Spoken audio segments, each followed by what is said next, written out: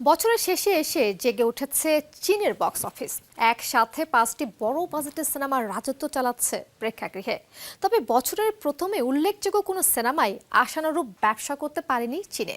শেষ দিকে এসে এই সাফল্যকে অভাবনীয় বলা হলেও গত বছরের আয়ের তুলনায় বেশ কম। কোন সিনেমাগুলো রাজত্ব চালাচ্ছে চীনা বক্স অফিসে? এ পর্যন্ত কেমন আয় করলো সিনেমাগুলো? চীন বরাবরই সিনেমার জন্য সবচেয়ে বড় একটি বাজার। জনবহুল, সংস্কৃতি মোনা ও পর্যটন নগরী হওয়ায় যে কোনো দেশের সিনেমার জন্যই চীনের প্রেক্ষাগৃহকে গুরুত্বের সাথে দেখা হয়। চীনে মুক্তমনা সংস্কৃতি ও বহু সংস্কৃতির চর্চা থাকাতে যে কোনো ভাষা ও দেশের সিনেমা নির্বিঘ্নে মুক্তি দেন চীনে সংশ্লিষ্টরা। It's time I tell you a story. বছরের শেষ প্রান্তে এসে একসাথে 5টি সিনেমা মুক্তি দেওয়া হয়েছে চীনের প্রেক্ষাগৃহে। সবকটি সিনেমায় বেশ সাফল্য পাচ্ছে, সেই সাথে পাচ্ছে দর্শক প্রিয়তা। এর মধ্যে আয়ে সবচেয়ে এগিয়ে আছে ডিজনির মুফাসা দ্য লায়ন কিং। সিনেমাটি ইতিমধ্যেই আয় করে নিয়েছে $8 মিলিয়ন। অ্যানিমেশন অ্যাডভেঞ্চার সিনেমাটির গল্প মুফাসা নামের এক সিংহকে নিয়ে, যে পথ হারিয়ে একা হয়ে যায়। তার গন্তব্য খোঁজার গল্পটি দর্শক বেশ পছন্দ করেছে।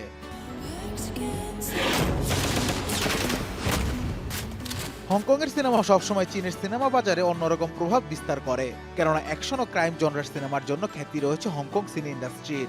এমনই এক অ্যাকশন ড্রামা জনরার সিনেমা দ্য প্রসিকিউটর। গরিব এক তরুণ মাদক কাণ্ডে জড়িয়ে যায়। এই ঘটনার তদন্তকে কেন্দ্র করে এগিয়ে যায় সিনেমার গল্প। ডনি ইয়েন অভিনীত সিনেমাটি প্রযোজনা করেছে মায়ানো পিকচার্স। চীন থেকে এটি আয় করেছে $7.1 মিলিয়ন। চীনের সংস্কৃতি নিয়ে সিনেমা নির্মাণ হয়েছে অনেক, তবে একটি কনসার্টকে ঘিরে চীনের সংস্কৃতি উঠে এসেছে পর্দায়। এটা প্রথমবারের মতো ঘটেছে। জেসন জাং ব্রিলিয়ান্স ট্যুর সিনেমাটি একটি কনসার্টের মাধ্যমে চীনের সংস্কৃতির গল্প ফুটিয়ে তুলেছে। প্রশংসিত এই সিনেমাটি ইতিমধ্যেই $5.7 মিলিয়ন আয় করে নিয়েছে বক্স অফিস থেকে।